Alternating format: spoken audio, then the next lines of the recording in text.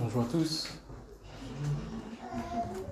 Après tous les textes que nous avons lus ce matin, je me demande s'il y a vraiment besoin que quelqu'un prêche, tant ce qu'on a entendu dans les textes de l'Apocalypse est édifiant, mais c'est toujours important que le Seigneur a voulu que la parole de Dieu soit transmise par des messagers humains et qu'il contextualise, donc nous allons quand même passer ce temps sur la parole, à méditer la parole. Je vous invite à ouvrir nos Bibles dans la première épître de Pierre. Et nous allons commencer une nouvelle série de messages sur 1 Pierre ce matin. Et donc ce message sera un message introductif. Donc ce ne sera pas un message comme d'habitude où nous avons un seul message qu'on veut communiquer qui vient du texte de la parole de Dieu. Mais ça va être un message qui va nous préparer à écouter les autres messages dans la suite. Et j'espère vous intéresser à relire 1 Pierre, 2 Pierre, et puis aussi à nous intéresser à cette figure de Pierre, qui est une figure importante de l'Église. L'une de ces 12 perles sur la muraille de Jérusalem. Nous allons lire dans 1 Pierre les salutations d'introduction et de conclusion. 1 Pierre 1, versets 1 à 2. De la part de Pierre, apôtre de Jésus-Christ, à ceux qui sont étrangers et dispersés, dans le Pont, la Galatie, la Cappadoce, l'Asie et la Bithynie. À vous qui avez été choisis, élus, conformément à la prescience de Dieu le Père, et conduits à la sainteté par l'Esprit, afin de devenir obéissants et d'être purifiés par le sang de Jésus-Christ, que la grâce et la paix vous soient multipliées. Et au chapitre 5, des versets 12 à 14. C'est par Sylvain, qui est à mes yeux un frère fidèle, que je vous ai écrit ces quelques mots, pour vous encourager et pour vous attester que c'est bien à la véritable grâce de Dieu que vous êtes attachés. Ceux qui ont été choisis, élus, comme vous, et sont à Babylone, vous saluent, ainsi que Marc, mon fils. Saluez-vous les uns les autres par un baiser plein d'amour, que la paix soit avec vous tous qui êtes en Jésus-Christ. Amen. Et jusqu'ici, la parole de Dieu. Alors, je vous propose de couper ce message en 3 parties. Une première partie sur la personne de Pierre. Une deuxième partie en essayant de faire le lien entre l'histoire de Pierre et un thème qu'il aborde dans sa première épître, qui est l'obéissance. Et la troisième partie sur le thème du retour de Christ dans la première épître de Pierre. Et on va essayer d'introduire la première épître de Pierre avec ces 3 parties. On va essayer de faire 10 minutes chacune, en espérant qu'on ne se disperse pas, mais qu'on puisse être centré sur quelque chose qui nous est donné par la parole. Pierre, c'était un leader, un homme fort, avec une volonté ferme, un homme puissant, un leader d'hommes. Et on a 2 portraits de Pierre dans la Bible. On a le premier qui est dans les évangiles, dans lesquels on voit un Pierre charnel, en fait, avec toutes ses qualités naturelles que Dieu lui a données. Et on a le Pierre du livre des Actes. Après qu'il ait vu Jésus ressuscité, après à la Pentecôte, le Pierre que Jésus a envoyé. Et on a un Pierre totalement différent. Dans les évangiles, alors la figure de Pierre dans les évangiles est importante parce que c'est le seul disciple de Jésus, en fait, sur lequel il nous est donné des informations sur sa personnalité, ses réactions personnelles. C'est le seul. Et les évangiles insistent beaucoup sur les réactions de Pierre, de sorte qu'on peut imaginer un profil de Pierre, quoi. Pierre était un pêcheur donc, sur les lacs de Galilée. Il pêchait avec sa famille, c'était un métier héréditaire, donc il ne faisait pas partie des élites de la société, c'était un homme commun. Mais ces dernières décennies, les chercheurs pensent qu'en fait, il y avait toute une économie qui tournait autour du lac de Galilée avec la pêche notamment, et qu'il fallait un travail sur mer, mais aussi à terre. Et comme le montre parfois la Bible, les bateaux devaient se coordonner à plusieurs barques, parfois pour pêcher. Et donc c'était des genres de PME, donc des petites entreprises familiales sur lesquelles qui composait le fond de l'économie de l'époque, cette économie qui vivait soit de l'agriculture, soit de la pêche. Et donc Pierre était une sorte de chef d'entreprise, un chef. C'était pas une élite, c'était un homme commun, mais c'était quand même un homme avec une force de volonté, un homme qui dirige des hommes. Et on le voit dans ses relations avec Jésus et au sein du corps des disciples. Souvent dans les évangiles, c'est Pierre qui prend la parole face à Jésus au nom du groupe. Par exemple, en Luc 8, 45, Jésus est dans la foule quand la femme qui allait perdre sang le touche. Jésus dit « Qui m'a touché ?» Et le texte dit « Pierre et les autres répondirent ». Donc en fait, c'est Pierre qui parle au nom des autres. Et Pierre dit « Maître, la foule t'entoure, te presse et tu demandes qui m'a touché ?» Et Pierre, qui est l'homme concret d'action, qui dirige une entreprise et qui est pragmatique et qui dit « Seigneur, on redescend un peu sur terre, comment tu veux qu'on sache ?» Luc 12, 41, Jésus donne une parabole troublante et Pierre, et encore Luc dit « Pierre et les autres »« Seigneur, est-ce à nous ou à tous les autres que tu adresses cette parabole ?»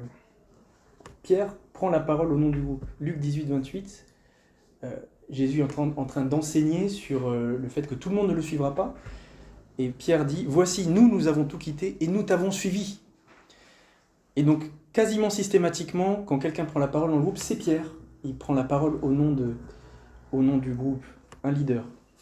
C'est aussi un homme fort, on imagine un homme,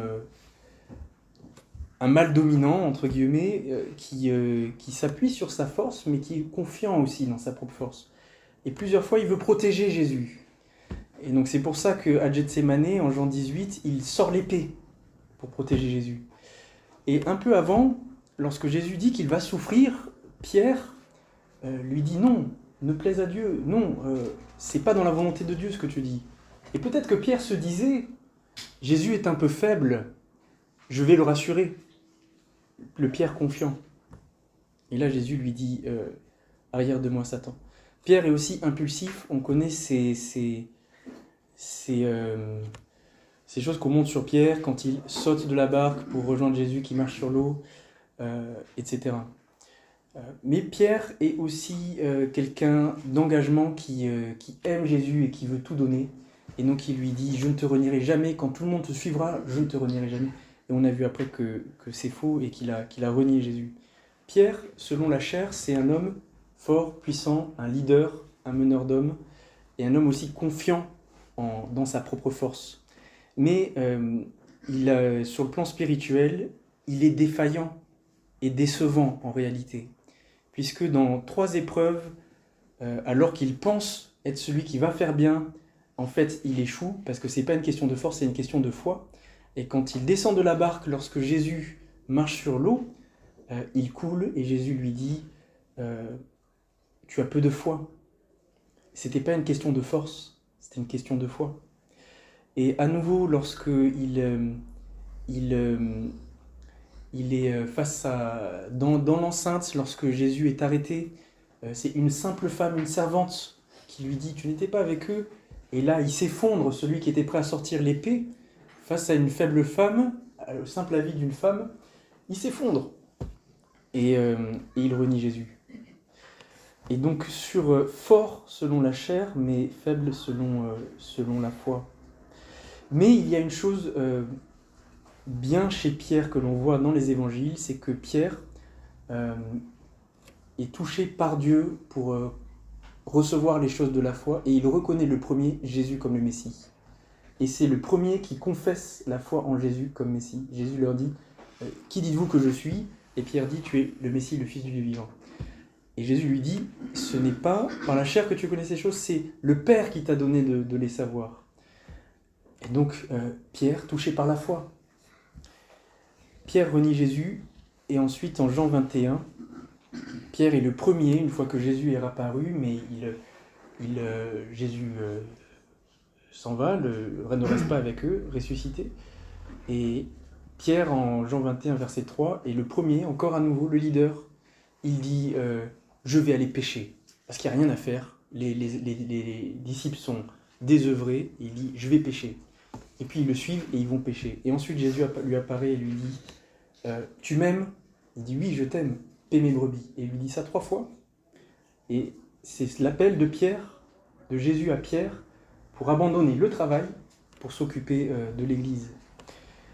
Et il lui dit ensuite, quand tu étais jeune, tu te saignais toi-même et tu allais où tu voulais. Maintenant, un autre te ceindra et tu iras où tu ne voudras pas.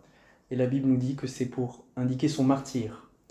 Alors celui qui le ceint, qui met sa ceinture, c'est soit un soldat qui va l'amener au martyre, soit Dieu qui l'envoie servir là où il ne veut pas. Ça, c'est Pierre selon la chair. Et une fois qu'il a vécu cette rencontre avec Christ et que Christ l'envoie, Pierre devient un autre homme. Et c'est comme si ses qualités naturelles sont sublimées par l'esprit, en fait. Et son leadership devient une autorité. Dans Acte 3, au verset 6, Pierre évangélise et il trouve un boiteux. Et là, il sort une parole qu'on n'imagine pas le premier Pierre donner. Une parole tellement forte. Il regarde l'aveugle, le boiteux, et il lui dit « Regarde-nous. Je n'ai pas d'argent, je n'ai pas d'or, mais ce que j'ai, je te le donne. Au nom de Jésus, lève-toi. » Wow. Le premier Pierre aurait jamais dit ça, je pense. Il aurait sorti son épée ou il aurait déployé des moyens humains. C'est aussi un homme dont la force est transformée en courage, cette fois. Et le courage, c'est autre chose. Il est face au Sanhédrin, face aux leaders politiques de son temps, aux autorités spirituelles, aux puissances, et il prend position fermement, quel que soit le prix. C'est comme si cette crainte qu'il avait disparu. Et il leur dit, est-il juste devant Dieu de vous écouter, vous, plutôt que Dieu ? Et c'est tout ce qu'il dit. Donc il dit juste, est-ce que c'est juste ce que vous demandez ? Parce qu'il prêchait Jésus ressuscité, et on leur a dit, on vous interdit de prêcher ce nom-là. C'est un homme dont la confiance en lui-même est devenue une sorte de détermination à obéir à Dieu. Acte 5, verset 29, à nouveau, lors d'un procès, il dit, aux hommes, face à face, il faut obéir à Dieu plutôt qu'aux hommes. Et il n'aurait pas dit une chose pareille le premier Père n'aurait pas dit une chose pareille. Il était confiant en lui, mais il n'avait pas cette force intérieure pour prendre position quand vraiment il y avait des enjeux. Sa confession de foi qui était inspirée de dire « Toi, tu es le Messie », s'est transformée en discernement. Il a gardé quelque chose de cet ordre-là. Et je voudrais insister sur ce point-là parce que ça va nous amener à notre deuxième point qui est l'obéissance dans la pensée de Pierre. Lors de l'épisode d'Ananias et Saphira, mais aussi lorsque Pierre va rencontrer Corneille, Pierre n'a pas reçu de parole claire de Dieu, mais il doit discerner la volonté de Dieu dans ce que Dieu fait autour de lui et dans les visions que Dieu lui donne, etc. Mais il n'est pas sûr et il discerne. Et on voit que Pierre fait preuve de beaucoup de discernement pour comprendre quelle est la volonté de Dieu. Et dans l'épisode d'Ananias et Saphira, Ananias était un homme qui a menti en disant « Je veux donner l'argent d'une vente à Dieu et le donner à l'Église ». Mais en fait, il a donné que la moitié ou qu'une partie. Et ce n'était pas un problème, mais Dieu lui a reproché d'avoir voulu faire passer son acte pour un acte de grande générosité et d'avoir tout donné, alors qu'il avait conservé une partie, ce qui était son droit. Et Paul comprend ce qui est en train de se passer, parce que le Saint-Esprit lui montre, et il dit, Satan a rempli ton cœur, et il lui dit, ce n'est pas à des hommes que tu as menti, c'est à Dieu que tu as menti. Et au moment où il dit ça, Dieu frappe Ananias. Ananias tombe, mort. Et Pierre ne le savait pas. C'est Dieu qui l'a fait au moment où Pierre parlait. Donc Pierre discerne ce que Dieu est en train de faire.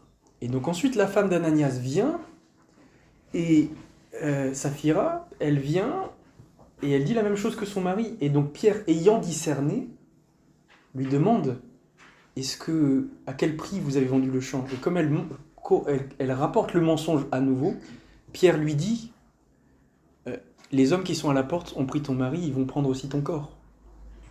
C'est dur, mais c'est pas Pierre qui a parlé d'autorité, il a compris ce que Dieu est en train de faire, et il a posé une parole, il a discerné.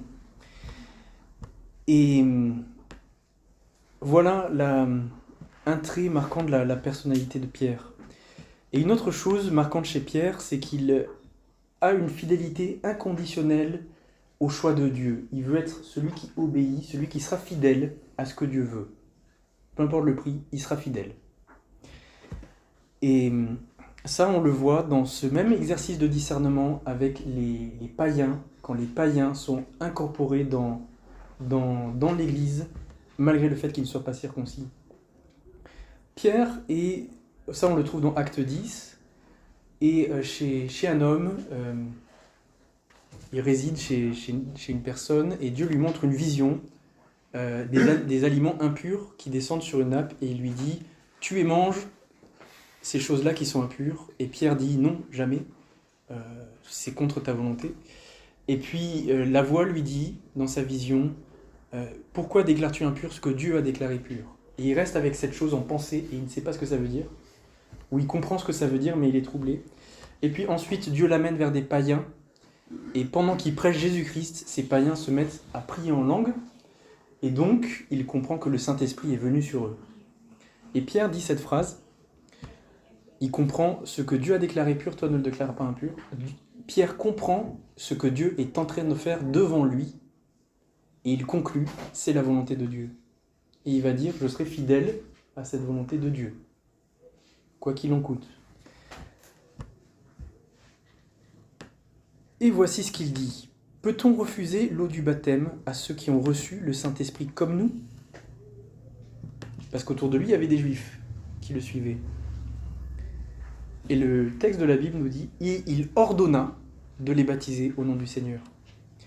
Ça veut dire que Pierre a compris ce que voulait Dieu, et il a pris son autorité, il a ordonné. Et c'était le premier à le faire. C'était un homme qui avait, parfois aux yeux, déjà naturellement, Dieu a utilisé cette personnalité pour être un pionnier, pour ouvrir une voie. Et Pierre n'a pas eu peur des hommes, de ce qu'on dira. Il a dit, ça c'est la volonté de Dieu, j'ordonne qu'on pratique, parce que c'est ce que Dieu a voulu.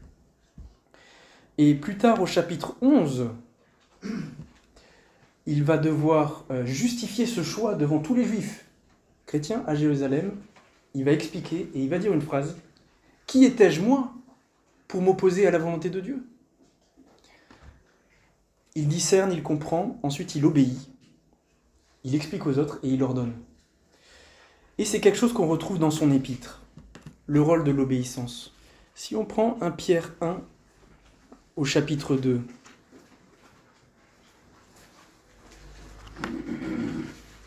au verset 2, pardon. Dans son introduction, on vient de le lire, il dit que nous avons été élus pour être conduits à la sainteté par l'Esprit dans le but de devenir obéissants et d'être purifiés par le sang de Christ.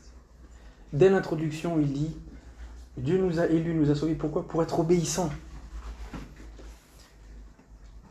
Au verset 14, « En enfant obéissant, ne vous conformez pas aux désirs que vous aviez autrefois quand vous étiez dans l'ignorance. » Il nous dit, il décrit la marche chrétienne comme une marche d'obéissance. Au verset 22 du chapitre 1, toujours.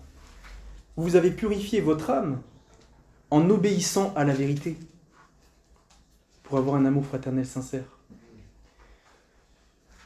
Comme si le fait de venir à la foi était une forme d'obéissance. Paul, dans Romains 1, dira que son rôle, c'est d'amener les païens à l'obéissance de la foi. Chapitre 2, verset 7. « Elle est donc précieuse pour vous qui croyez, la pierre angulaire, Jésus. Quant à ceux qui désobéissent, dire que nous croyons, notre obéissance c'est de croire, ceux qui ne croient pas en fait désobéissent. Elle est devenue un obstacle, un rocher qui fait trébucher. Ils s'y heurtent parce qu'ils désobéissent à la parole. Et c'est à cela qu'ils sont destinés. La foi comme obéissance. Très marquant chez Pierre. Chapitre 3, verset 6. Comme Sarah qui a obéi à Abraham en l'appelant son Seigneur, vous êtes devenus ses fils en faisant ce qui est bien, sans vous laisser troubler par aucune crainte. À nouveau, là, il prend l'exemple de l'obéissance dans un autre contexte, dans un autre domaine. Mais quand Paul parle des relations entre mari et époux, il n'utilise pas les termes d'obéissance. Chapitre 4, verset 19. Ainsi que ceux qui souffrent selon la volonté de Dieu s'en remettent à lui comme au fidèle Créateur en faisant ce qui est bien. Et juste avant, au verset 17, il dit « Quelle est la fin de ceux qui n'obéissent pas à l'évangile de Dieu ?» Faire la volonté de Dieu ou obéir à l'évangile ou désobéir par la foi. Et à plusieurs reprises, sans mentionner le mot obéir ou le verbe de l'obéissance, il parle du fait de faire la volonté de Dieu plutôt que la volonté des hommes. Et il va le dire, alors j'ai pas noté la référence, mais il va dire c'en est assez d'avoir autrefois marché selon la volonté des païens. Et maintenant, ils s'interrogent. Ils ne comprennent pas pourquoi vous ne marchez plus comme eux, selon leur volonté, mais vous marchez selon la volonté de Dieu. L'obéissance, quelque chose que Pierre a mis en pratique, quelque chose qui l'enseigne. Et je voudrais nous questionner, pour nous, quelle est la place de l'obéissance dans notre foi ? Parce que c'est pas souvent quelque chose qu'on prêche, qu'on entend, car nous prêchons la grâce, parce que le fondement, c'est la grâce. On est pardonné, sauvé par grâce. Mais on est sauvé pour servir, pour obéir. Et quand on arrive dans certains temps d'épreuve ou certains temps compliqués, il faut cette détermination comme Pierre, de dire « Le monde a une volonté pour moi, il y a des personnes qui ont une volonté pour moi, mon patron attend des choses de moi, ma famille attend des choses de moi, mes voisins, mes amis, mais moi qu'est-ce que je veux faire ? Est-ce que je veux marcher selon ce que ces personnes attendent ? Est-ce que je veux leur obéir à eux ? Ou est-ce que je veux obéir au Seigneur ? Et nous devons avoir cette même détermination qui était chez Pierre, de obéir à Dieu plutôt qu'aux hommes. Pierre était un pasteur. On voit dans le livre des Actes qu'il avait une activité vraiment différente de celle de Paul. Comme on parle beaucoup de Paul dans le Nouveau Testament, on voit ses épîtres, il a beaucoup écrit, et le livre des Actes parle beaucoup de ce que Paul a fait. On imagine que tout le ministère, tout le service est à l'image de Paul. Mais Pierre, semble-t-il, a une autre forme de service qui est plus pastorale, on va dire. Dans Acte 9, on voit Pierre qui parcourt le pays, la Judée, et il visite les saints. Alors je vous lis Acte 9, verset 32. « Pierre parcourait tout le pays. Il descendit aussi rendre visite aux saints qui habitaient à Lydie. Pierre resta quelque temps à Jaffa, verset 43, chez un tanneur qui s'appelait Simon. » Donc là, dans ce passage, à plusieurs moments, il change d'endroit. Et on voit qu'il parcourt la Judée, et il descend chez des gens, chez des croyants en fait. Et il reçoit leur hospitalité. Et c'est marrant parce que on pense que le livre des Actes fait un parallèle avec les évangiles, avec Jésus. Parce que dans ce même chapitre, il va ressusciter Tabitha qui était morte. Un peu de la même manière que Jésus l'a fait, avec la jeune fille qui était décédée. Jésus n'avait pas d'endroit où poser sa tête. Et Pierre parcourt tout le pays, et il a un endroit où poser sa tête. Il réside chez les saints, chez les croyants. Et il parcourt tout le pays, il change de région pour que les gens, pour être simplement avec les gens. Et il ne bouge pas tellement. Il reste, il réside. Et donc on voit qu'il a une activité de type pastoral en fait. Il réside avec les gens. Tandis que Jésus avait un ministère de prédication itinérant, il circulait vite. Paul avait un modèle missionnaire, donc il partait et puis il voyageait léger avec une ou deux personnes et il rencontrait les gens comme Dieu guidait. Mais pas Pierre. Pierre était un homme en fait d'église. Il passe du temps avec eux et le texte dit qu'il les visite. Et il fait ce que Jésus lui a demandé en Jean 21, 17 quand il dit « Paix mes brebis ». Moins de mouvement, plus de stabilité et il réside plus longtemps dans des endroits. Alors au verset 31 de Acte 9, il est dit que l'Église était en paix dans toute la Judée, la Galilée, la Samarie, et qu'elle s'édifiait et marchait dans la crainte du Seigneur et grandissait grâce à l'aide du Saint-Esprit. Et donc pendant cette période où l'Église est en paix, Pierre paie les brebis du Seigneur dans toute la Judée, comme ça. Et il fait des miracles aussi lorsque Dieu lui donne, et il enseigne, et il a ce rythme calme, lent, enraciné. Et en Acte 12,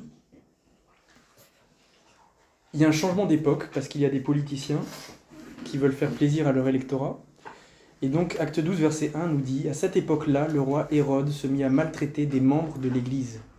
Et il fit mourir par l'épée Jacques, le frère de Jean. Quand il vit que cela plaisait aux Juifs, il fit encore arrêter Pierre. » Autrement dit, acte 9, l'Église est en paix et grandit spirituellement. Acte 12, tout d'un coup, le roi dit « Pourquoi ? C'est politique, il n'avait rien contre Jacques, c'est électoral, c'est politique, donc ça répond à ses intérêts. Il fait tuer par l'épée, comme ça, arbitrairement, un des piliers de l'Église. Il voit que ça plaît aux Juifs et se dit « Je vais continuer ». Alors il ne persécute pas les membres de l'Église. Il attrape les têtes, les leaders. Et donc il prend Pierre. Normal. Et pour faire quoi ? Pour le faire passer par l'épée aussi. Évidemment. Et donc là, on a ce récit où Pierre va être délivré par Dieu d'une prison. Et ensuite, on ne parlera plus de Pierre dans le livre des Actes, sauf en acte 15 de manière anecdotique. Et donc en acte 12 s'arrête le cycle de Pierre. Et Pierre est sorti de la prison par un ange, et voici ce qu'il dit. « Maintenant je sais vraiment que le Seigneur a envoyé son ange, qu'il m'a délivré du pouvoir d'Hérode et de ce que le peuple juif attendait. » Après avoir réfléchi, il se dirigea vers la maison de Marie, la mère de Jean. Hérode le fit chercher, mais on ne le trouva pas. Il interrogea les gardes et on donna l'ordre de les faire exécuter. Donc il donne la mort aux gardes qui ont laissé Pierre s'échapper. Et on sait qu'à l'époque, on donnait aux gardiens qui étaient défaillants la punition qui était pour le prisonnier. Donc il voulait tuer Pierre. Il n'y a pas de doute sur ça. Pierre réfléchit. Dès qu'il sort de prison, c'est ce que le texte dit, il réfléchit et ensuite il agit. Et l'une des choses qu'il va faire, c'est qu'il va quitter en fait la Judée. Parce que dans l'Empire romain, il est en sécurité, donc il abandonne les brebis de Judée. Et puis il va se livrer à une activité missionnaire qui est rapportée par la tradition chrétienne. Il existe un livre qui s'appelle Les Actes de Pierre, qui est apocryphe, qui n'est pas inspiré par le Saint-Esprit, mais qui est une compilation de ce que les chrétiens racontaient, la tradition orale chrétienne, et qui expliquait que Pierre a évangélisé, a fondé des églises dans le nord de l'Asie mineure, et aussi a fondé l'église de Rome. Et c'est de Rome qu'il écrit cette lettre de 1 Pierre, très probablement, puisque dans notre texte, en 1 Pierre 5, il dit la chose suivante. « Ceux qui sont élus comme vous et qui sont à Babylone vous saluent. » Alors, on a cru à certaines époques que Pierre habitait à Babylone, parce qu'il y avait aussi des chrétiens là-bas. Mais probablement, en fait, il parle de Rome en disant Babylone. Donc, il écrit cette lettre depuis Rome. Il écrit une lettre qui n'est pas comme les lettres de Paul, qui s'adressent à des églises qui ont des difficultés particulières. Ça, c'est ce que Paul fait. Une église a un problème, il leur écrit. Et Paul s'adressait à des églises qui le connaissaient personnellement, parce que c'était les églises qu'il avait fondées. Pierre, c'est l'inverse. C'est un homme d'église, d'institution presque. Il réside à Rome. Et donc, il salue au nom de tous les saints qui sont avec lui. Et il écrit une lettre à l'ensemble des églises de l'Asie mineure. C'est ce qu'on lit dans les premiers versets. Dispersés dans le Pont, la Galatie, la Cappadoce, l'Asie, la Bithynie. Ça, c'est la Turquie actuelle, c'est plusieurs provinces de Turquie. Il écrit à des gens qui ne le connaissent pas. Mais il a une autorité de par le rayonnement qu'il a dans l'Église. C'était quand même un pilier. Et donc, comme pour la lettre d'Éphésiens qu'on a étudiée en début d'année, il va pouvoir aborder des questions qui sont importantes pour lui de manière générale. Il écrit la même chose à toutes ces églises, quel que soit leur contexte, quelles que soient leurs difficultés, quels que soient les faux enseignements qu'ils ont. Il donne un enseignement général pour la foi chrétienne. C'est ce qui fait que 1 Pierre est une lettre très intéressante à étudier, en fait. Et on pense que c'était utilisé notamment pour l'enseignement des jeunes chrétiens, un enseignement au baptême, la première lettre de Pierre. Pierre n'écrit pas comme Paul. Paul était un docteur, et souvenez-vous dans Éphésiens ce qu'on a vu, il dit à un moment « Voyez la compréhension que j'ai de l'Évangile ». Donc Paul avait compris l'évangile et il expliquait les conséquences de l'évangile. Le fait que c'est par la foi qu'on est sauvé, le fait que ce n'est pas par les œuvres, le fait que je ne suis pas dépendant de la loi mosaïque, de la circoncision. Il va appliquer l'évangile à notre vie commune. Pierre, il fait l'inverse.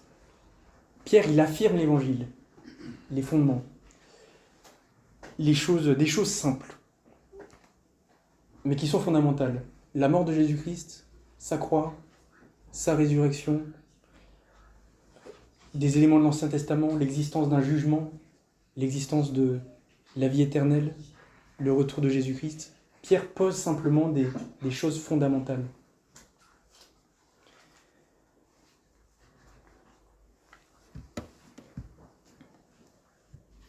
L'un des thèmes les plus marquants dans la première épître de Pierre, c'est la souffrance.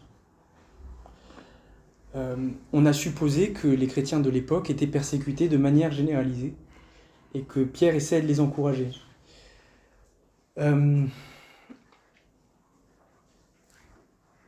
Et c'est sûrement pour ça qu'au chapitre 5, verset 12, et ça c'est ma dernière partie, ensuite on s'arrêtera,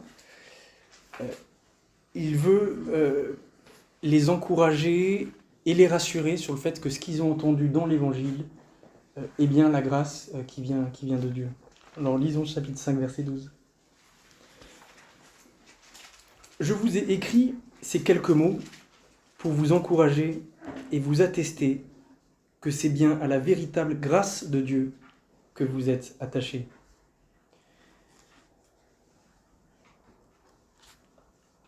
On ne sait pas les souffrances par lesquelles les chrétiens de l'époque passaient.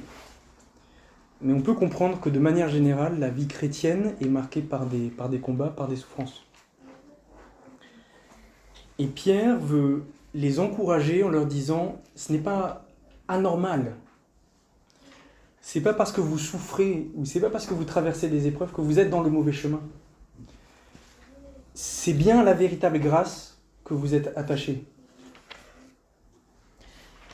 Et ce que je voudrais vous montrer maintenant, c'est comment Pierre agit, écrit face au doute, comment il nous encourage nous. Parce que Paul aurait été un homme qui prouve et qui démontre qu'on est attaché à la véritable grâce. Mais Pierre fait autre chose. Pierre, face au doute, affirme, il atteste. D'ailleurs, il le dit, « Je veux vous attester que vous êtes attaché à la véritable grâce. » Et donc Pierre va, en homme d'action fort et pas vraiment subtil, il martèle des vérités qui ont marqué les croyants. Souviens-toi de Jésus, il est mort, l'héritage qu'il t'a promis, son retour, pam, pam. Il n'est pas subtil, mais il martèle ces choses-là. Et je pense que pour nous, c'est intéressant à entendre et prendre conscience que ça compte dans la foi. Je vais vous donner un témoignage. Quand j'étais étudiant, je faisais beaucoup d'évangélisation et j'avais beaucoup de fois, je priais pour des centaines de conversions, mais je n'ai pas vu grand-chose. Il y a eu beaucoup de contacts avec beaucoup de gens et j'étais très ému. J'ai quand même vu deux personnes venir au Seigneur et c'était une vraie grâce. Mais à la fin, je me suis dit, pourquoi, Seigneur, pourquoi il y a peu de gens qui sont venus, alors que j'ai vu tellement de gens s'approcher, commencer à lire la Bible, commencer à prier même, et faire demi-tour. Beaucoup d'encouragement et peu de fruits. Et le Seigneur m'a fait réfléchir sur un passage de la Bible dont je vous parlerai une autre fois, mais je vais vous raconter une anecdote. L'une de ces personnes qui est venue au Seigneur, c'est quand je suis sorti de mes gonds. J'étais en train de proposer des cafés avec le foyer évangélique universitaire, et il y avait 3 gars de ma promo qui viennent, et il y en a un qui rigole, enfin qui commence à faire des blagues sur Dieu. Et le deuxième qui rigole, et je les connaissais très bien, et le troisième disait rien. Et ça m'a tellement mis en colère, et j'ai fait Pierre. Voilà, j'étais sans subtilité. Et jusqu'à ce moment-là, j'étais toujours dans une approche d'accompagnement et pastorale et subtile. Et je leur ai dit, écoutez les gars, vous pouvez rire comme vous voulez, moi je sais plus exactement ce que j'ai dit, mais j'ai dit un truc comme, voilà, j'ai affirmé ce que je savais. Ah oui, la foi que j'ai, rien ne pourra me l'enlever. Rien ne pourra me l'enlever. J'ai pas bégayé. Rien ne pourra me l'enlever. J'ai dit quelque chose comme ça. Et puis après, on s'est séparés, ils sont partis. Et le gars qui disait rien, il a été frappé en fait. Parce qu'il était un peu plus âgé. Il devait avoir 35 ans, je pense. Et il a dit, lui, il est plus jeune et il a trouvé. Et ça l'a frappé. Et donc il est venu me voir après, on a discuté. Il est venu au feu, il a vu les missionnaires du feu, il a lu la Bible, maintenant il est chrétien. Et les 2 ans après, sa compagne, ils n'étaient pas mariés, disait c'est un autre homme, mon homme est un autre homme maintenant. Et donc, et elle aussi, elle est venue, elle était déjà croyante, mais plus de tradition, elle est venue au Seigneur après. Et je pense qu'on est souvent trop délicat. On est souvent trop comme Paul, on est souvent trop cérébral. Il y a aussi Pierre. Pierre, il dit « Je veux encourager et attester ». Et face au doute, c'est ce qu'il fait. Il atteste, il encourage. Et il ne prend pas de gants, il dit juste la vérité telle qu'elle est. Et il laisse le Seigneur porter les fruits là-dedans. Et donc l'une des choses qu'il affirme face au doute, c'est notre héritage et le retour du Seigneur Jésus-Christ. Et il insiste beaucoup sur notre espérance. Et je voudrais simplement qu'on finisse en lisant ces versets-là. Et je veux commencer par annoncer en avance tout ce que concerne notre espérance. Il appelle de différentes manières un héritage, une gloire.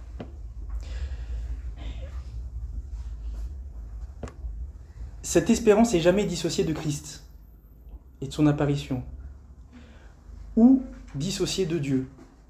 De sorte que pour lui, si on est tourné vers la fin, on est tourné en fait vers le Seigneur. On n'est pas tourné vers une fin catastrophique, on est tourné vers le Seigneur. Pour lui, c'est ce qui nous permet d'être patients et de supporter les souffrances. Pour lui, c'est ce qui nous permet aussi de faire le bien, de réformer notre comportement, de faire le bien gratuitement. Alors, lisons. Verset 5 du chapitre 1.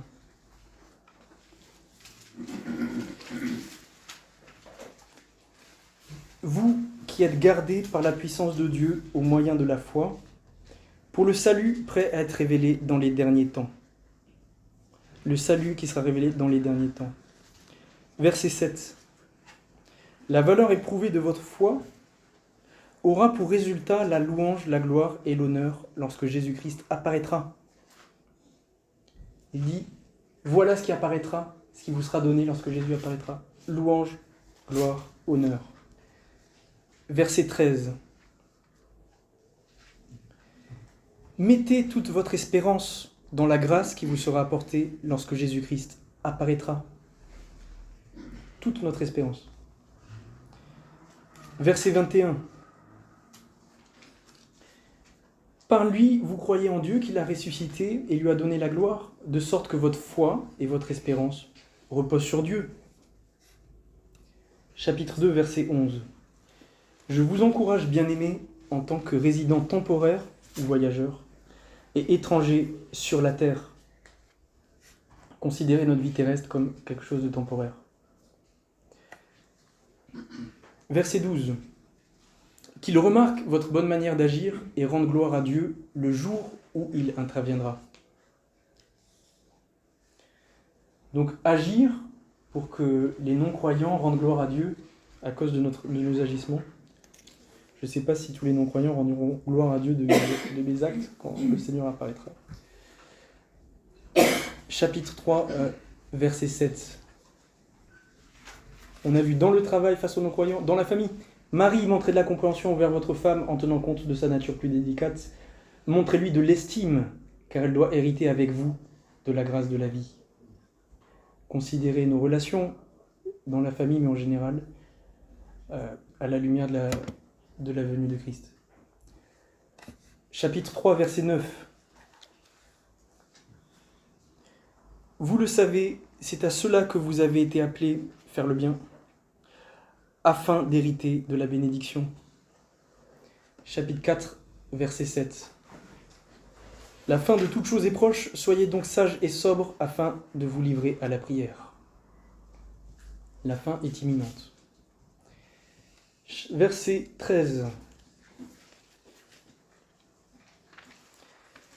Réjouissez-vous de la part que vous prenez aux souffrances de Christ, afin d'être aussi dans la joie et dans l'allégresse, lorsque sa gloire sera dévoilée. Prendre nos afflictions présentes, mais pensez à la joie qu'on aura quand la gloire de Christ sera dévoilée. Verset 1 du chapitre 5. Moi, témoin des souffrances de Christ et participant de la gloire qui doit être révélée. Il se considère lui-même comme participant déjà à cette gloire qui sera révélée. Donc il regarde les autres, mais il se regarde lui-même aussi à la lumière de la résurrection. Verset 4 du chapitre 5. Ainsi, lorsque le souverain berger apparaîtra, vous recevrez la couronne de gloire qui ne perd jamais son éclat.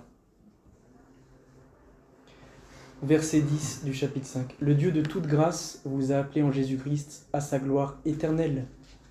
Après que vous aurez souffert un peu de temps, il vous rétablira lui-même, vous affermira, vous fortifiera, vous rendra inébranlable. L'épître de Pierre, les deux en fait, puisque dans la deuxième aussi, il parle du retour du Seigneur. La fin des temps a une place très importante dans sa pensée, comme l'obéissance, comme d'autres choses aussi que nous verrons pendant cette lecture de Pierre jusqu'à le mois de décembre ou janvier. Et donc je nous pose une question. On sait que le christianisme des premiers siècles était la fin des temps, le retour de Christ, c'était leur moteur pour tout. C'était constamment présent dans le culte, dans la scène, dans leur prédication. Et voilà deux thèmes, l'obéissance et la fin des temps, qui sont très discrets dans notre monde évangélique.